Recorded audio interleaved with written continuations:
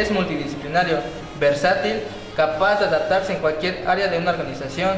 Puede implementar estrategias, técnicas para medir, controlar y mejorar la calidad de un producto o servicio.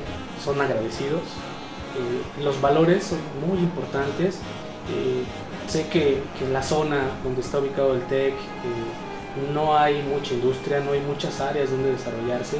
Eso también genera un nivel de competencia también y de poderse mostrar. Algo que veo mucho en ellos es la humildad, la honestidad, la responsabilidad. Yo opté por estudiar ingeniería industrial. Me he dado cuenta que es una carrera muy noble, se adapta a cualquier trabajo.